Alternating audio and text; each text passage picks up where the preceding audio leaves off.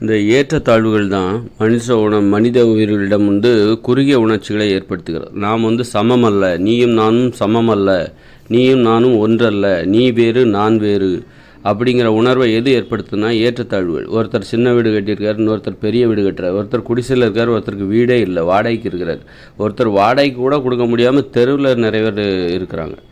அந்த மாதிரி ஒருத்தர் பார்த்தா பெரிய பங்களா மாதிரி கட்டி வச்சுருக்கார், ஒருத்தர் வீடே இல்லாமல் இருக்கார், குடிசையில் இருக்கார், ஒழுகுது, மழை வந்தால் ஒழுகுது. இவ்வளோ ஏற்றத்தாழ்வுகள் இருக்குது இங்கே.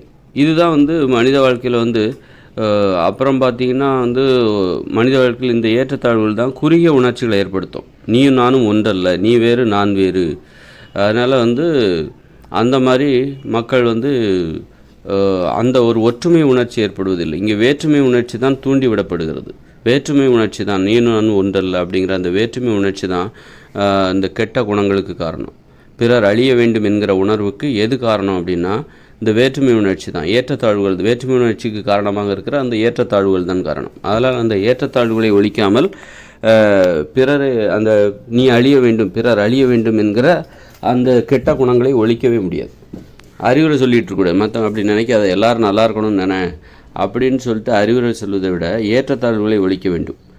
எல்லோருக்கும் ஒரே மாதிரியான அளவு கொண்ட வீடு, அதற்கு மேலே பெரிய வீடுலாம் நீ கட்டக்கூடாது. அப்படி கட்டுறதுனால ஏற்றத்தாழ்வு, இங்கே சமத்துவமற்ற ஒரு நிலை உருவாகிறது. அந்த மாதிரி ஒரு அதான் அது மாதிரி வேறு என்னென்ன, இப்போ வேலை செய்வதில் ஒரு நேரம், எல்லாத்துக்கும் ஒரே அளவு நேரம் இருக்கணும். வீட்டுக்கு ஒரே அளவு தான் நேரம் வேலை செய்வதற்காக அனுமதிக்கப்பட வேண்டும். ஒருத்தர் பார்த்தா 10 மணி நேரம் வேலை செய்கிறார், இன்னொருத்தர் பார்த்தா 12 மணி நேரம் வேலை செய்கிறார், இன்னொருத்தர் 18 மணி நேரம் வேலை செய்கிறார். அதுக்கு தகுந்தாற் போல் அவர் நிறைய பணத்தையும் சம்பாதிக்கிறார். அப்போது எல்லாரும் ஒரே நேரத்தில் ஒரே நேரம் தான் வேலை செய்வதற்காக அனுமதிக்கப்பட்ட நேரம் ஒரு 6 மணி நேரம் தான் வேலை செய்யணும். இதுதான் வேலை செய்வதற்காக அனுமதிக்கப்பட்ட நேரம். அதற்குள்ளே நீ எவ்வளோ பணம் வேணாலும் சம்பாதிச்சிக்கோ. அதுக்காக பணத்தை சம்பாதிக்கிறக்காக வேலை செய்கிற நேரத்தை நீயே அதிகரித்து கொள்ளாதே. நிறைய பேருக்கு என்ன வேலை செய்கிறது, நேரம் இருக்குது, என்ன வேலை செய்கிறது அப்படிங்கிற இது தெரியாமல் இருப்பாங்க. அதனால் அவங்கெல்லாம் இதில் பாதிக்கப்படுவாங்க. அதனால் எல்லாருக்கும் ஒரே மாதிரி தான் சமத்துவமான வாழ்க்கை. இந்த சமத்துவத்தை நாம் நிலைநாட்ட வேண்டும். அதன் மூலம்தான் மகிழ்ச்சியை நிலைநாட்ட முடியும். வேலை செய்கிற நேரம் 6 மணி நேரம்னா அதற்கு மேலே யாரும் வேலை செய்யக்கூடாது. வீட்டுக்கு வந்துட்டிங்களா, வீட்டில் நீங்கள் குடும்பத்தில் உங்களுக்கு ஒன்றா உட்காந்து கதை பேசுங்க, அல்லது விளையாட போங்க, 1 மணி நேரம் விளையாட போங்க, 1 மணி நேரம் ஆடல் பாடல், காதல் பூங்கா, காதலிப்பதற்காக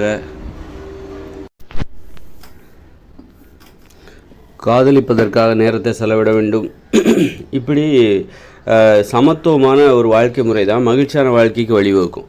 நீ பாட்டுக்கு நீ எவ்வளோ நேரம் வேணாலும் வேலை செய்யலாம், தொழில் செய்யலாம், பணத்தை சம்பாதிப்பதற்காக தினமும் 24 மணி நேரம் கூட நீ வேலை செய்யலாம் அப்படின்னு இவர் 4 பேர்த்த வேலைக்கு வச்சுட்டு இவர் தூங்க போயிடுவார். அவங்க கஷ்டப்பட்டுருப்பாங்க. அதனால் இவர் தூங்கினாலும் இவர் பணம் சம்பாதிப்பார். ஒரு முதலாளிங்கிறவர் என்ன பண்ணுவார், அவர் தூங்கினாலும் பணம் சம்பாதிச்சிட்டே இருப்பார். ஏன்னா அவர் ஒரு 4 பேரோ 10 பேரையோ 100 பேரையோ வேலைக்கு வச்சுட்டு நைட்டு டியூட்டின்னு போட்டு இவர் தூங்க போயிடுவார். அவங்க உழைச்சிட்ருப்பாங்க. அதன் மூலம் இந்த முதலாளி தூங்கினா கூட அவருக்கு வருமானம் வந்துட்டுருக்கும். அது மாதிரிலாம் இல்லாமல் எல்லாருக்கும் ஒரே பொதுவான நீதி. 6 மணி நேரம் தான் உழைக்கணும், பணத்தை சம்பாதிக்கிறக்காக உழைக்கணும், அதுக்கு மேலே உழைக்கக்கூடாது. வீட்டுக்கு போயிடுங்க, போய் விளையாடுங்க, ஆடல் பாடல் காதல் குடும்பம் அப்படின்னு சொல்லிட்டு அப்போ தான் சந்தோஷமாக இருக்க முடியும். அப்போ அந்த சமத்துவ நிலைப்பாடு இருக்குல்ல, எல்லோரும் 6 மணி நேரம் தான் உழைக்கணும் தொழில் செய்வதற்காக, அந்த சமத்துவமான அணுகுமுறை தான் மகிழ்ச்சியான வாழ்க்கைக்கு வழிவகுக்கும். ஏற்றத்தாழ்வுகளை நம்ம அனுமதிச்சாக்கா ஒருத்தர் பெரிய வீடு கட்டணும் அப்படிங்கிறக்காக என்ன பண்ணுவார், பெரிய பங்களா மாதிரி வீடு கட்டணும்னு ஆசைப்படுவார். அதுக்காக அவர் கஷ்டப்பட்டு 24 மணி நேரம் உழைச்சிட்ருப்பார். இன்னொருத்தர் எனக்கு சின்ன வீடே போதுங்க, சிறிய அளவிலான அந்த வீடே எனக்கு போதுங்க அப்படின்னா கொஞ்சம் நேரம் வேலை செஞ்சுட்டு மீதி நேரம் ஓய்வாக இருப்பார். அப்போ ஒரே மாதிரியான ஒரு வாழ்க்கை முறை இங்கே இல்லாமல் போயிடும். அதனால் எல்லாருக்கும் சமத்துவம், எல்லோரும் ஒரு 6 மணி நேரம் தான் வேலை பார்க்கணும் அப்படின்னா அப்போ 6 மணி நேரம் வேலை பார்த்துட்டு எல்லாருமே சும்மா இருப்பாங்க. அந்த நேரத்தில் எல்லோரும் பேசுவதற்கான வாய்ப்பு கிடைக்கிது, விளையாடுவதற்கான வாய்ப்பு கிடைக்கிது. வீட்டை விட்டு வெளியில் விளையாடுவாங்க, ஆடல் பாடல், அப்புறம் குடும்பத்தோடு நேரம் செலவழிப்பதற்கு, மனைவியும் கணவனும் அன்பு செலுத்துவதற்கு, காதல் செய்வதற்கு இதற்கான வாய்ப்பு எங்கே கிடைக்குது? சமத்துவம், எல்லாருக்கும் ஒரு பொதுவான ஒரு நீதி. 6 மணி நேரம் தான் வேலை செய்யணும்னா காலைல 7 மணிலேருந்து 1 மணிக்கு வரைக்கும் தான் வேலை பார்க்கணும், அதுக்கு மேலே வேலை பார்க்கக்கூடாது. எல்லோரும் அந்த மாதிரி ஒரு கட்டாய சட்டம் போடும்போது தான் எல்லாருமே என்ன பண்ணுவாங்க, மகிழ்ச்சியாக வாழ்வாங்க. அதனால் அவரவர்கள் போக்கில் நீ வாழ்ந்து கொள். அதுதான் வந்து ஏற்றத்தாழ்வுகள், சமத்துவமற்ற வாழ்க்கை முறை. நீங்கள் வேற்றுமையை வந்து இங்கே நீங்கள் விதைக்கணும் அப்படின்னா, வேற்றுமையை வந்து மனித வாழ்க்கையில் உருவாக்க வேண்டுமென்றால் அதற்கு வேறு ஒன்றும் இல்லை, யாரையும் கட்டுப்படுத்தக்கூடாது. உன் விருப்பம் போல் நீ வாழு, உனக்கு என்ன தோணுதோ நீ அதை பண்ணு. உனக்கு சிறிய வீடு கட்டணுமா கட்டு, பெரிய வீடு கட்டணுமா நீ கட்டிக்கோ, உனக்கு வீடே வேண்டாமா வாடகை வீட்டுக்கு போ. அந்த மாதிரி நீ உன் விருப்பப்படி வாழு. 8 மணி நேரம் உழைக்கணும்னு ஆசைப்படுறியா உழைச்சிக்கோ, 10 மணி நேரம் உழைக்கணும்னு ஆசைப்படுறியா உழைச்சிக்கோ அப்படின்னு சொல்லிட்டு இந்த சமத்துவமற்ற அந்த நிலைக்கு என்ன காரணம் அப்படின்னா, அந்த வேற்றுமையான ஒரு நடைமுறை தான் காரணம். ஒற்றுமையில் இல்லை. மனித வாழ்க்கை நடைமுறையில் ஒரு ஒற்றுமை என்பதே இல்லை. அதுதான் வந்து இந்த ஏற்றத்தாழ் குறுகிய உணர்ச்சிகள் ஏற்படுவதற்கு காரணம். ஒருத்தர் நல்லா வாழும்போது வாழவே சிரமப்படுகிறவர்கள் பார்த்தா வைத்தறிச்சல் தான் வரும், அவங்களுக்கு பொறாமை தான் வரும். நம்மளால் நல்லபடியாக வாழ முடியலையே, நம்முடைய வாழ்க்கை தினம் நம் முன்னாலே கடந்து போய் கொண்டிருக்கிறது, நமது கண் முன்னாலே நம்முடைய வாழ்க்கை நம்ம வேகமாக போயிட்டுருக்கு, காலம் கடந்து கொண்டே போயிட்டுருக்கு. ஆனால் நம்முடைய வாழ்க்கையை நம்மால் வந்து வாழ முடியவில்லை. அப்படிங்கும்போது நல்லா வாழ்கிறவர்கள், நல்ல பெரிய வீடு அப்படி இப்படின்னு சுகபோகமாக வாழ்கிறவர்களை பார்க்கும்போது ஒரு மனசில் வந்து ஒரு பொறாமை வரும், கெட்ட உணர்வுகள் வரும், கெட்ட உணர்ச்சிகள் வரும். அதனால் கெட்ட உணர்ச்சிகள் வந்து தானாக ஏற்படுத்துவதே, கெட்ட உணர்ச்சிகள் மனித மனங்களில் உருவாகுவதே இந்த வேற்றுமையான நடைமுறைகள், ஏற்றத்தாழ்வுகள் வந்து அது காரணமாக இருக்குது. அதனால் ஏற்றத்தாழ்வுகளை ஒழித்து விட்டாலே இங்கே எல்லோருக்கும் ஒரே மாதிரியான வீடு, எல்லோருக்கும் வந்து ஒரே மாதிரியான வேலை நேரம், தொழில் செய்கிற நேரம் 6 மணி நேரம், அந்த மாதிரி ஒரு எல்லோருக்கும் வந்து எல்லாருமே வந்து கல்வி என்பது கட்டணம் இல்லாமல், மருத்துவம் என்பது கட்டணம் இல்லாமல், நீதி என்பது கட்டணம் இல்லாமல், ஏன்னா எல்லோருக்கும் ஒரு சமத்துவமான ஒரு வாழ்க்கை முறையை வாழும்போது மனித மனங்களில் ஒரு குறுகிய மனப்பான்மை ஏற்படாது, ஒரு கெட்ட குணங்கள் ஏற்படாது. நீயும் நானும் ஒன்று, நீ வேறல்ல நானும் வேறல்ல, நாம் அனைவரும் ஒன்று தான் அப்படிங்கிற அந்த உணர்வு ஏற்படும், ஒரு ஒற்றுமை ஏற்படும். அப்போ தான் அன்பு செலுத்துவார்கள். அன்பு செலுத்துவதற்கு சமத்துவம் தேவைப்படுகிறது. நீ நானும் ஒன்று, நீ வேறு நான் வேறு, நீ உயர்ந்த இடத்தில் நான் தாழ்ந்த இடத்தில் அப்படின்னா, தாழ்ந்த இடத்தில் இருக்கிறவர்களுடைய அன்பு உயர்ந்த இடத்தில் இருக்கிறவர்களுக்கு ஒரு அவமானமாக தெரியும். அவருடைய அன்பை பெறுவதில் அவர்களுக்கு தயக்கம் ஏற்படும், அதை எதிர்பார்க்க மாட்டாங்க. அதனால் எல்லோரும் சமமாக இருந்தால் தான் அன்பு வந்து ஏற்றுப்பாங்க.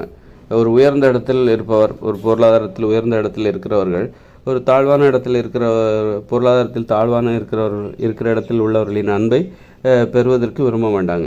அது வந்து தனது தகுதிக்கு கௌரவ குறைச்சலாக நினைப்பாங்க. அதனால் மகிழ்ச்சியாக வாழ வேண்டுமா, சமத்துவமான ஒரு வாழ்க்கை முறை தேவை. இல்லைன்னா இது ஒரு சவாலாக எடுத்து இந்த வாழ்க்கையில் எப்படி மகிழ்ச்சியாக இருப்பது அப்படிங்கிறதுக்கு ரொம்ப தெளிவு தேவைப்படுகிறது. நம்ம மனசு, இந்த உலகம் எப்படி வேணாலும் இருக்கலாம், ஏற்றத்தாழ்வுகளை விதைக்கலாம். இங்கே வந்து மகிழ்ச்சியாக வாழ்வது என்பது முடியாது. இந்த ஏற்றத்தாழ்வுகள் நிறைந்த உலகம், உலகில் வந்து நீங்கள் மகிழ்ச்சியாக வாழவே முடியாது. அதனால் சமத்துவமான ஒரு வாழ்க்கை இருந்தால் மட்டும்தான் நம்ம மகிழ்ச்சியாக வாழ முடியும். ஏன் இன்றைக்கி வந்து எல்லோரும் அமைதியாக இருக்காங்க, ஒருத்தர் பேசிக்கிறதில்ல, ஒரு குடும்பத்தில் உள்ளவர்களே ஒருத்தர் பேசிக்கிறதில்ல. ஏன்னா ஒரு குடும்பத்தில் ஏற்றத்தாழ்வுகள் இருக்குது. ஒரு வீட்டிலே ஒவ்வொருத்தரும் ஒவ்வொரு வேலை பார்ப்பாங்க. ஒருத்தர் வந்து 30,000 சம்பாதிப்பார், ஒரு அண்ணன் வந்து 30,000 சம்பாதிப்பார், தம்பி வந்து 40,000 சம்பாதிப்பார், அக்கா வந்து ஒரு 20,000 சம்பாதிப்பாங்க. அல்லது தங்கச்சி வந்து வேலைக்கே போகாமல் வீட்டில் இருப்பாங்க, அம்மா வேலைக்கே போகாமல் வீட்டில் இருப்பாங்க, அப்பா வேலைக்கு போவார், பணத்தை சம்பாதிப்பார். இந்த ஏற்றத்தாழ்வுகள் இருக்குல்ல, பொருளாதார ஏற்றத்தாழ்வுகள், இது வந்து அல்லது அண்ணனோட வீடு பெருசாக இருக்கும். இது இப்போ வேலையில் சம்பளங்கிறது ஏற்றத்தாழ்வுகள் இருக்க தான் செய்யும். அப்படி சம்பளம் எல்லாருக்கும் ஒரே மாதிரியான சம்பளம் கொடுத்துட முடியாது. ஏன்னா தொழில் வந்து திறமையை அடிப்படையாக கொண்டது. திறமை என்பது அனைவருக்கும் பொதுவானதாக இருக்க வாய்ப்பில்லை. திறமையை மதிப்பிடுவதற்கு தான் சம்பளம் கொடுக்குறாங்க. அதனால் சம்பளத்தில் வேறுபாடுகள் வரும். ஆனால் ஒரு அண்ணன் வந்து நிறைய சம்பாதிக்கிறார், பெரிய வீடு கட்டிடுவார். தம்பி வந்து குறைவாக சம்பாதிப்பார், அதனால் சின்னதாக ஒரு வீடு கட்டியிருப்பார். தங்கச்சி வேலைக்கே போல் ரொம்ப கஷ்டப்படுறாங்க, அதனால் வாடகை வீட்டில் இருப்பாங்க. ஒரு குடும்பத்தில் உள்ளவர்களே ஒற்றுமையாக இருக்க மாட்டாங்க. அதனால் தங்கச்சிக்கிட்ட ஒரு அண்ணன் என்ன பண்ணுவார், ரொம்ப வசதியாக இருக்கிற அண்ணன் வந்து என்ன பண்ணுவார், தங்கச்சிக்கிட்ட அதிகமாக பேச்சுவார்த்தை வச்சுக்க மாட்டார். ஏன்னா ரொம்ப பேசினாக்கா தங்கச்சி கடன் கட்டுருவா அப்படின்னு சொல்லிட்டு அண்ணன் வந்து என்ன பண்ணுவார், தங்கச்சிட்ட பேசுவதை குறைத்து கொள்வார். இந்த மாதிரி ஒரு குடும்பமே வந்து இதற்கு காரணம் என்னென்னாக்கா, இப்போ வேலைகளில் வந்து தொழில் திறமைகளில் ஏற்றத்தாழ்வுகள் இங்கே இருக்கும், சம்பளத்தில் ஏற்றத்தாழ்வுகள் இங்கே இருக்கும். அப்போ சமத்துவத்தை எங்கே நிலைநாட்ட முடியும்னா, எல்லோரும் ஒரே அளவு கொண்ட வீடை தான் கட்டி கொள்ள வேண்டும். அது அரசாங்கமே கட்டி கொடுக்கும். 8 வயதுக்கு மேற்பட்ட ஒவ்வொருவருக்கும் ஒரு சிறிய பரப்பளவில் ஒரு வீடு அப்படின்னு சொல்லிட்டு இருப்பிடங்களில் சமத்துவத்தை நம்மளால் நிலைநாட்ட முடியும். வேலையில் சமத்துவத்தை நிலைநாட்ட முடியாது. ஒருத்தர் செய்கிற வேலை எல்லோரும் ஒரே மாதிரியான வேலையை செய்ய முடியாது, எல்லோரும் ஒரே மாதிரி சம்பாதிக்க முடியாது. தொழில் திறமை என்பது ஏற்றத்தாழ்வுகள் இருக்கும் கண்டிப்பாக. அப்போ அதில் நம்ம ஒன்றுமே பண்ண முடியாது. இந்த இயந்திர அறிவியல் உலகில் தொழில் திறமை, தொழில் செய்கிற அதில் சம்பளம், அதில் கிடைக்கிற சம்பளம், இதெல்லாம் கண்டிப்பாக ஏற்றத்தாழ்வு இருக்கும். ஆனால் எதில் நம்ம ஏற்றத்தாழ்வை உருவாக்க முடியும்னா வீடுகளில், அவர்கள் வசிக்கின்ற வீடுகளில் ஏற்றத்தாழ்வை உருவாக்க முடியும். நீ எவ்வளோ பெரிய பணக்காரனாக இருந்தாலும் சரி, உனக்கு கொடுக்கப்படுகிற வீடு ஒரே மாதிரியானது தான். அதாவது ஒரு கம்பெனியில் வேலை பார்க்குற கடைநிலை தொழிலாளர் என்ன வீட்டில் இருக்கிறாரோ அதே மாதிரி தான் அந்த கம்பெனியில் வேலை பார்க்குற ஒரு முதல்நிலை தொழிலாளர், அவர் நிறைய சம்பளம் வாங்குவார், அவரும் அதே மாதிரியான வீட்டில் தான் வசிக்கணும். அப்போ தான் நீயும் நானும் ஒன்று. தொழில் திறமை தான் நமக்குள் வேறுபடுகிறது, ஆனால் நீயும் நானும் அடிப்படையில் மனித உயிரினம் தான் அப்படிங்கிற எண்ணம் எல்லாத்துக்கும். ஒரு சமத்துவத்தை அங்கு தான் நாம் நிலைநாட்ட முடியும். சமத்துவத்தை தொழிலில் நிலைநாட்ட முடியாது. தொழிலில் கண்டிப்பாக தொழில் திறமை என்பது எல்லோருக்கும் பொதுவானதாக இருக்காது. ஒருத்தர் உயர்ந்த பெரிய தொழில் பண்ணுவார், அதற்கேற்ற வருமானம் அவருக்கு கொடுத்தாக வேண்டும். இன்னொருத்தர் சாதாரண தொழில் பண்ணுவார், அதனால் அதற்கேற்ற வருமானம் தான் அதற்கு கொடுத்த வேண்டும். ஆனால் தொழிலில் சமத்துவத்தை நாம் நிலைநாட்ட முடியாது தற்போதுள்ள இயந்திர அறிவியல் உலகில். ஆனால் நீங்கள் உங்கள் வீடுன்னு வந்துட்டீங்க, தொழில் முடித்து வேலை முடித்து வீட்டுக்கு வந்துட்டீங்க. ஆனால் அதே நேரத்தில் இன்னொரு விஷயத்தை எல்லாத்துக்கும் 6 மணி நேரம் தான் தொழில் செய்யணும் அப்படிங்கிற சமத்துவத்தை நிலைநாட்ட முடியும். எல்லாருக்கும் ஒரே மாதிரியான சம்பளம் கொடுக்க முடியாது.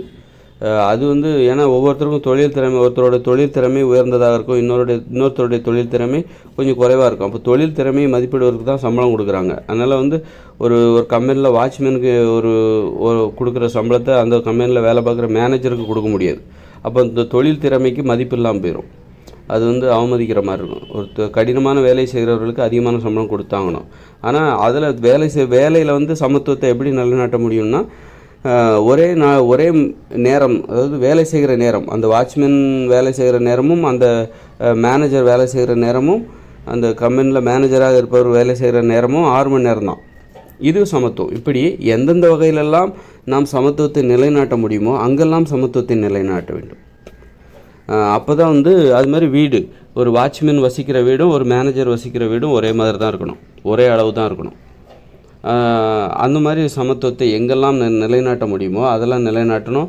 அப்புறம் பார்த்திங்கனாக்கா இந்த சீருடை, மக்கள் வசிப்பிடத்துக்கு வந்துட்டாங்க, இப்போ வேலை செய்கிற இடத்துல சீருடை அணியணும், அதை கண்டிப்பாக நடைமுறைப்படுத்தணும். அப்போ தான் சமத்துவமான ஒரு நடைமுறை வரும். அப்புறம் வீட்டுக்கு வந்துட்ட பிறகு அங்கேயும் சீருடை இருக்கணும்.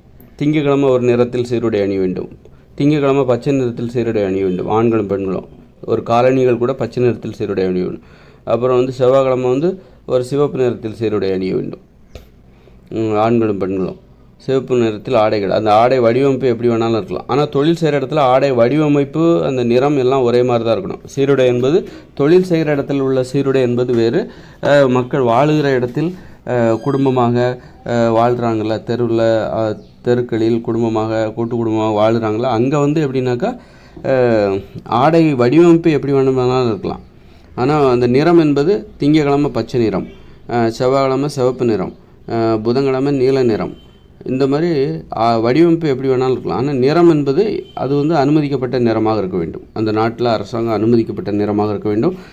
வியாழக்கிழமை வேறு ஒரு நிறம், ஒரு ரோஸ் கலரில், வெள்ளிக்கிழமை மஞ்சள் கலரில், சனிக்கிழமை ஏதாவது ஒரு நிறத்தில் ஒரு வயலட் நிறம், அந்த மாதிரி. ஞாயிற்றுக்கிழமை விடுமுறை விட்டுடலாம், நீ எந்த நேரத்துலையும் எந்த வடிவமைப்புலையும் நீ ஆடை அணிந்து கொள்ளலாம் அப்படின்னு சொல்லிட்டு விடுமுறை விட்டு விடலாம். ஆனால் தொழில் செய்கிற இடத்துல சீருடை என்பது எப்படி இருக்குன்னாக்கா வடிவமைப்பு ஒரே மாதிரி தான் இருக்கும். ஆண்களுக்கு பேண்ட் ஷர்ட்டு அப்படின்னா அது அப்படி தான், ஒரே மாதிரி நிறம். தொழில் செய்கிற இடத்துல எல்லா நாளும் ஒரே மாதிரி தான். அங்கே திங்கக்கிழமை ஒரு நிறம், வெள்ளிக்கிழமை ஒரு நிறம் அப்படிலாம் கிடையாது. எல்லா நாளும் அங்கே வேலை செய்ய போனீங்கனாலே அங்கே நீங்கள் ஒரே மாதிரியான நிறம், ஒரே மாதிரியான ஆடை வடிவமைப்பு, இது மாற்ற முடியாது. அதனால் தொழில் செய்கிற இடத்துல கடைபிடிக்க வேண்டிய சீருடைக்கும் மக்கள் வாழுகின்ற அந்த குடும்பமாக, கூட்டு குடும்பமாக, உறவினர்களோடு, நண்பர்களோடு அன்பை எதிர்பார்த்து வாழுகின்ற அந்த இடத்துல எப்படி சீருடைகள் அணிய வேண்டும், அங்கேயும் சீருடை என்பது கண்டிப்பாக தேவை. அங்கே ஒற்றுமை என்பது தேவை. அங்கேயும் வேறுபடுத்தி விடக்கூடாது. அது மாதிரி நகைகளாக ரெண்டு பவுனுக்கு மேலே யாருமே நகை வச்சுக்கக்கூடாது அப்படிங்கிற மாதிரி வச்சுக்கக்கூடாது. அப்போது போடுறதா இருந்தால், கழுத்தில் போடுறதா இருந்தால் அந்த மாதிரி ஏதாவது ஒரு பொதுவான நியதியை ஏற்படுத்த வேண்டும். நிறைய நகை போட்டுட்டு நான் உன்னை விட பெரிய பகட்டு காட்டக்கூடாது, பகட்டுகளை காட்டி கொண்டு வாழக்கூடாது. அது மாதிரி நகை போடுறது, அது மாதிரி வந்து செருப்பு கூட பச்சை நிறத்தில் திங்கட்கிழமை ஆடை அணிய வேண்டும். அன்பை எதிர்பார்த்து வாழ்கின்ற அந்த குடும்பங்களில், கூட்டு குடும்பங்களில், அந்த தெருக்களில் பச்சை நிறத்தில் ஆடை அணிய வேண்டும் திங்கட்கிழமை அப்படின்னாக்கா அந்த காலணிகள் கூட பச்சை நிறத்தில் அணிய வேண்டும். அந்த மாதிரி காதணிகள் கூட, அணிகலன்கள் கூட பச்சை நிறத்தில் அணிந்தால் நல்லாயிருக்கும், பிளாஸ்டிக்கில் போட்டுக்க வேண்டியதா. அந்த மாதிரி ஏதாவது நடைமுறை கொண்டு வரும். அந்த மாதிரி சமத்துவத்தை எங்கெல்லாம் நாம் நிலைநாட்ட முடியும், எப்படி நிலைநாட்ட முடியும் என்பதை ஆராய்ந்து அதன் மூலமாக மட்டும்தான் மக்கள் வந்து நீயும் நானும் வேறல்ல, நீயும் நானும் ஒன்று, அந்த ஒற்றுமை உணர்வு வளரும். நீங்கள் சமத்துவமற்ற நடைமுறைகளை நீங்கள் உங்கள் போக்கில் வாழுங்க, உங்கள் விருப்பப்படி நீங்கள் வாழுங்க அப்படின்னு சொல்லிட்டு மக்களை அனுமதித்தால் அவங்க என்ன பண்ணுவாங்க, அவங்கவுங்க விருப்பத்தை வந்து வெவ்வேறாக மாறிடும். எனக்கு மிகப்பெரிய வீடு கட்டணும், எனக்கு வந்து 1500 கோடியில் பெரிய வீடு கட்ட போகிறேன், பார்த்திங்கன்னா உள்ள ஷாப்பிங் காம்ப்ளெக்ஸு, அப்புறம் கார் பார்க்கிங்கு, அப்படி தேட்டர், பெரிய தேட்டரு, அப்படி இப்படின்னு ஹெலிகாப்டர் இறங்குற இடம், இப்படி இதெல்லாம் வந்து இந்த மாதிரியெல்லாம் வெவ்வேறு இதெல்லாம் பணக்கார கோமாளித்தனம், கோடீஸ்வர கோமாளித்தனம். இதெல்லாம் கோமாளித்தனத்துக்கு ஒரு அங்கீகாரம், வியந்து பார்க்குறாங்க. அது கோமாளித்தனம் தான். ஒரு வீடு 4 பேர் இருக்கிற ஒரு குடும்பம், அங்கே எதுக்குடா ஷாப்பிங் காம்ப்ளெக்ஸு அல்லது இப்போ ஹெலிகாப்டர் நிற்கிற இடம், அந்த மாதிரி இதெல்லாம் இதெல்லாம் வந்து ஒரு கோமாளித்தனம், ஒரு மாதிரி கிறுக்குத்தனம். அப்படின்னா அதில் வந்து பெருமை தேடுறான். கோமாளித்தனமான வாழ்க்கை முறை. ஒருத்தன் பெரிய இது வந்து சின்னதாக நிகழ்ந்து கொண்டு இருக்கிற ஒரு கோமாளித்தனத்தை பெருசாக செஞ்சு பார்க்குறாங்க. இப்போ ஏற்றத்தாழ்வு, பெரிய பங்களா கட்டுறாரு அப்படின்னா அவர் வீட்டில் 4-5 பேர் தான் இருப்பாங்க, அதுக்கு பெரிய பங்களா கட்டுறாரு. அதுதான் இவருக்கு இன்னும் பெருசாக கட்டுறாரு, 1500 கோடியில் மிகப்பெரிய வீடை கட்டுறாரு. அப்போ அது வந்து ஒரு கோமாளித்தனத்தின் உச்சக்கட்டம். ஏற்கனவே இங்கே இருக்கிற சின்னதாக நிகழ்ந்து கொண்டிருந்த கோமாளித்தனத்தை வந்து இவர் உச்சக்கட்டத்துக்கு எடுத்துகிட்டு போகிறார். அதனால் வந்து மக்கள் அது கோமாளித்தனம் என்று பார்க்க முடியவில்லை, வியந்து பார்க்கிறார்கள். கோமாளித்தனம் சொல்லிக்கிட்டாலும் அதை ஆனால் வியந்து, அதில் ஒரு வியப்பு, கோமாளித்தனத்தில் ஒரு வியப்பு, அப்படித்தான் இருக்குது. வேற்றுமை என்பது கோமாளித்தனங்களை தான் உருவாக்குகிறது. கோமாளித்தனமான ஒரு வாழ்க்கையே தான் வந்து வேற்றுமை, சமத்துவமற்ற ஒரு வேற்றுமை வாழ்க்கை முறை வந்து என்பது உருவாக்குகிறது. கோமாளித்தனமான வாழ்க்கையில் எப்படி மகிழ்ச்சியாக வாழ முடியும்? இது மனித வாழ்க்கை முறை. தற்போதுள்ள இயந்திர அறிவில் உலக வாழ்க்கை முறை என்பது ஒரு கோமாளித்தனமான ஒரு வாழ்க்கை முறையாக இருக்கிறது. கோமாளித்தனமான வாழ்க்கை முறையில் வந்து நீங்கள் மகிழ்ச்சியாக வாழ முடியாது. அதனால் வந்து மூட நம்பிக்கைகள்லாம் என்னென்னா கோமாளித்தனம். மூட நம்பிக்கைகள் நிறைந்த தற்போதுள்ள இயந்திர அறிவியல் உலகம் என்பது கோமாளிகளின் உலகம். இது கோமாளித்தனமான உலகம் இது அப்படின்னு தான் இதை சொல்லணும். மூட நம்பிக்கைகள்லாம் இருக்குல்ல, அதெல்லாம் கோமாளித்தனம். அதை மூட நம்பிக்கைகள் என்று சொல்வதை விட கோமாளித்தனம் எனக்கு கிடையாது. மக்கள் வந்து மத கோமாளித்தனம், சாதி கோமாளித்தனம், நிறவெறி கோமாளித்தனம், இந்த மாதிரி பொருளாதார ஏற்றத்தாழ்வுகளை கொண்டாடுகிற கோமாளித்தனம், சொகுசு, ஆடம்பர சொகுசு, தனி உடைமை நடைமுறை, இதில் ஒரு சொகுசு வாழ்க்கை, இதெல்லாம் ஒரு கோமாளித்தனங்களாக இங்கே இருக்கிறது. அதனால தான் மக்களால் மகிழ்ச்சியாக வாழ முடியலை. அந்த கோமாளித்தனத்தை ரொம்ப சீரியஸாக எடுத்து பண்ணிகிட்ருக்கேன் நாங்கள். அப்புறம் பிற்காலங்களில் நோய்கள் வந்து விடுகிறது, குற்றங்கள் அதிகரித்து விடுகிறது, குற்றங்கள், நோய்கள் எல்லாம் அதிகரித்து அழிவுகளும் அதிகரித்து விடுகிறது. கோமாளித்தனத்துக்கு கிடைத்த பரிசு. அப்போ நோய்கள் என்பது என்ன அது கோமாளிகளின் நிலை, கோமாளித்தனமான ஒரு நிலை அப்படின்னு தான் சொல்லணும். நோய்களுக்கு ஆட்படக்கூடாது, அது நம்முடைய கோமாளித்தனத்துக்கு கிடைத்த பரிசு, தண்டனை அப்படின்னு சொல்லலாம். குற்றங்கள் என்பது அது கோமாளித்தனத்தால் உருவானது. குற்றங்கள் எல்லாமே 2040க்கு பிறகு வரப்போகிற இயற்கையோடு இணைந்த மனித வாழ்க்கை, சமத்துவம் நிறைந்த இயற்கையோடு இணைந்த மனித வாழ்க்கையில் வந்து அங்கே கோமாளித்தனங்கள் இருக்காது. அப்படி எல்லாருக்கும் ஒரே அளவு நிலம், அனைவரும் ஒரே அளவு விவசாயத்தை தான் தொழிலாக செய்வார்கள். எளிதாக செய்து முடிக்கிற விவசாயத்தை தொழிலாக செய்வார்கள். பிறரை வேலை வாங்க மாட்டார்கள். அவரவர்களே செய்து கொள்கிற எளிதான விவசாய முறை அதுதான் அங்கே வந்து விவசாயமாக கடைபிடிக்கப்படும். அப்புறம் வந்து எல்லாருக்கும் ஒரே மாதிரியான குடியிருப்பு நிலங்கள், ஒரே அளவு தான். வீடு என்பது ஒரே அளவு. அதே மாதிரி விவசாய நிலமும் அனைவருக்கும் ஒன்று தான். வேலை செய்கிற நேரமும் அனைவருக்கும் ஒன்று தான். அதனால் அங்கே வந்து கோமாளித்தனங்கள் கிடையாது, வேற்றுமைகள் கிடையாது,